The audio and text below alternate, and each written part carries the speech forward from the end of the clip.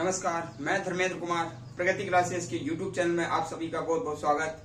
बात करेंगे राजनीति विज्ञान भारतीय संविधान टेस्ट सीरीज क्रमांक 5। यूनिक प्रश्न लिए गए हैं तो देख लेते हैं। सबसे पहला प्रश्न है मॉन्टेगू चेम्सफोर्ड प्रस्ताव किससे संबंधित है।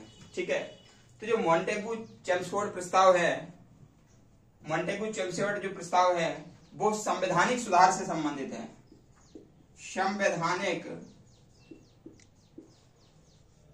सुधार से संबंधित है क्योंकि ये जो एक्ट है मॉन्टेगू चेम्सफोर्ड ये 1919 का एक्ट है और इस एक्ट के तहत पुराने जितने भी चार्टर एक्ट हैं उनमें सुधार किया गया और भारतीय संविधान का आधार 1919 का एक्ट और 1935 का एक्ट बनाया गया। तो मॉन्टेगू चेम्सफोर्ड में ये जो मॉन्टेग्यू है ये भारत मंत्री थे। मॉन्टेग्यू कौन थे? मॉन्टेग्यू ये भारत मंत्री थे और चेम्सफोर्ड ये वायसराय थे। वायसराय, तो याद रख लेना, मॉन्टेग्यू भारत मंत्री थे और चेम्सफोर्ड क्या थे? ये वायसराय थे। और इसके तहत 1919 के एक्ट के तहत प्रांतों में द्वैध शासन की स्थापना की गई। ये प्रश्न बहुत आता है, प्रांतों में द्वैध शासन की स्थापना किस एक्ट के द्वारा की गई। ठीक है, तो प्रांतों में द्वैध शासन की स्थापना 1919 के एक्ट के तहत की गई और 1919 का एक्ट को कहते हैं मॉन्टेगू चेम्सफोर्ड एक्ट। और 1935 का जो एक्ट है उसके तहत प्रांतों में द्वैध शासन खत्म करके केंद्र में द्वैध शासन लागू कर दिया गया। ठीक है, याद रख लेना। अगला प्रश्न देख लेते हैं।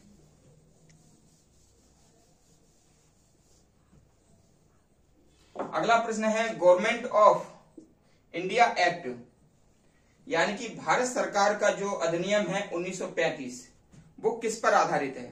तो मैं आपको बता देता हूं कि साइमन कमीशन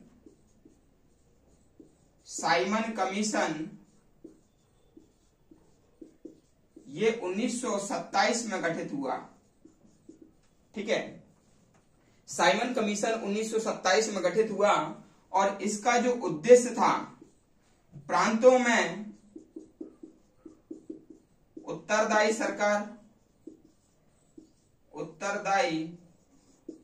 सरकार स्थापित करना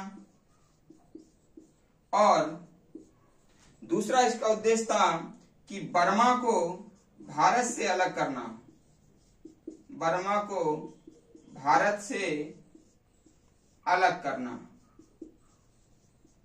ठीक है, तो हमेशा ध्यान रखना कि जो साइमन कमीशन है जो 1927 में गठित हुआ और 1928 में ये भारत आया था।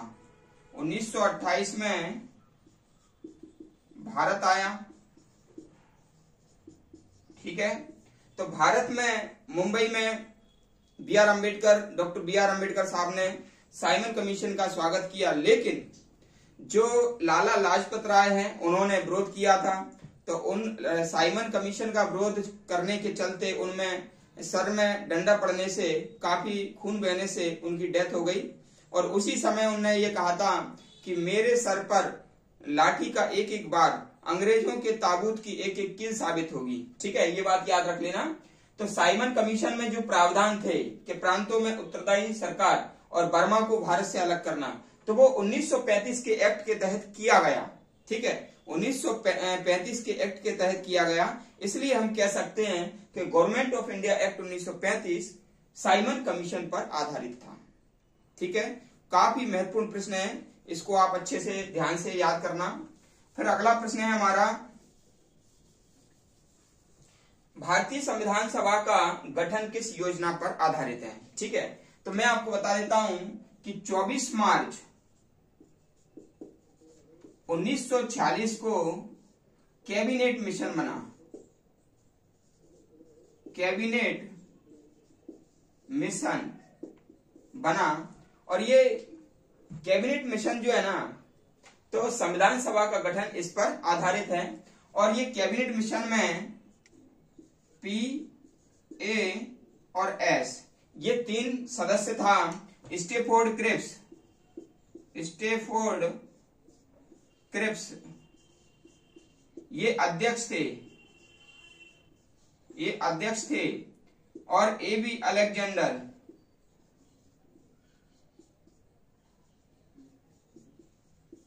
और ये एबी अलेक्जेंडर और पी से है पैथिक लॉरेंस।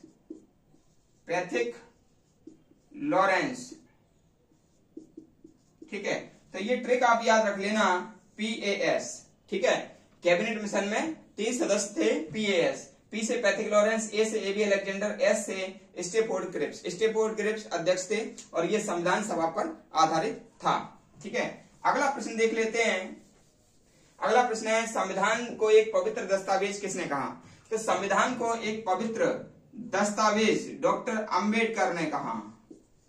डॉक्टर अंबेडकर ने ये पवित्र दस्तावेज कहा है संविधान को। ठीक है, क्योंकि इसको संविधान को बनाने में इनका सबसे ज्यादा योगदान है। ठीक है, और हमेशा ध्यान रखना, एक राष्ट्रीय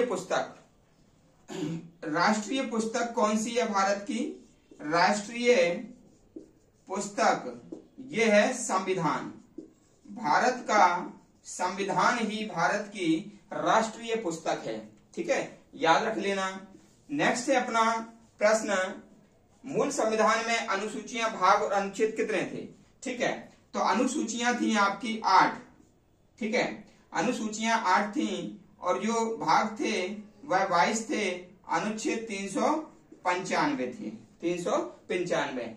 लेकिन यदि आ जाए गणना की दृष्टि से ये तो मूल संविधान में है।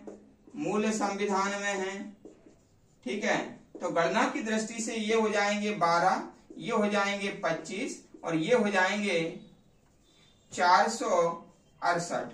ठीक है, ये आप याद रख लेना, गणना की दृष्टि से ये थोड़ा अलग हो जाएगा। फिर अगला प्रश्न है हमारा, संविधान में भारत का नाम क्या मिलता है? तो संविधान में भारत का नाम मिलता है इंडिया दैट इज भारत। ठीक है ना, देखो ये संविधान में अनुच्छेद 1 में है, भारत का नाम है इंडिया दैट इज भारत। ये अंबेडकर साहब ने अपने दिमाग से ये नाम दिया था, क्योंकि उन्हें पता है कि आगे चल के विभिन्न मानसिकता के व्यक्ति इंडिया का नाम हिंदुस्तान भी कर सकते हैं। इसलिए उन्होंने कहा कि इंडिया दैट इज भारत, यानी कि इंडिया क्या है? इंडिया से मतलब है भारत से, ना कि हिंदुस्तान से, ना कि आर्यवर्त से, ना कि भारतवर्ष से। समझ रहे हैं बात? और ना कि मान लीजिए वो बौद्ध और जैन जो कहते हैं ना, जम्बूद्वीप से। ठीक है, तो भारत के कई नाम हैं, तो इसलिए कई नाम के आधार पर भारत का नाम कहीं दूषित मानसिकता से दूसरा ना रख दिया जाए। इसलिए अंबेडकर साहब ने कहा कि इंडिया दैट इज भारत, यानी कि इंडिया का नाम क्या होगा? भारत ही होगा।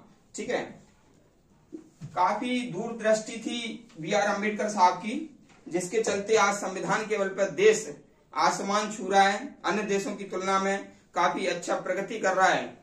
फिर अगला प्रश्न है हमारा, हम भारत के लोग, ये कहां से लिया गया है? देखो, हम भारत के लोग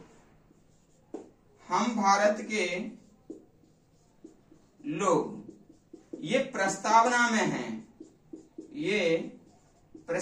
में है और ये अमेरिका से लिया गया है। ठीक है, we the people of India कहां से लिया गया? अमेरिका से, और जो प्रस्तावना है वो उसमें इसका उल्लेख है। ठीक है, अगला प्रश्न देख लेते हैं, भारत का संविधान गणतंत्र है क्योंकि? तो भारत का संविधान गणतंत्र इसलिए है क्योंकि निर्वाचित संसद की व्यवस्था करता है। इसकी जो संसद है तो वो कैसी है?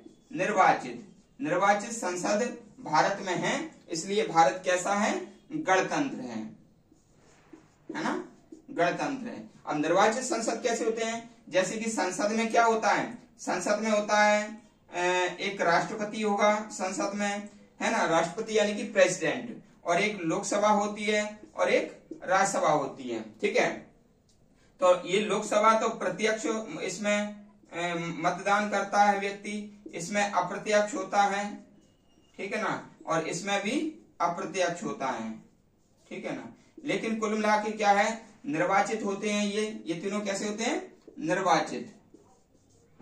निर्वाचित होते हैं। इसलिए भारत जो है ना, ये भारत का जो संविधान है वह गणतंत्र है। ठीक है, अगला प्रश्न देख लेते हैं। अगला प्रश्न है 86वां संविधान संशोधन 2002 किस वर्ष लागू हुआ? तो ये 1 अप्रैल 2010 में ये लागू हुआ था। ठीक है, 1 अप्रैल 2010 में लागू हुआ। भारतीय संविधान की आत्मा किसे कहते हैं? तो अनुच्छेद 32 संवैधानिक अधिकारों का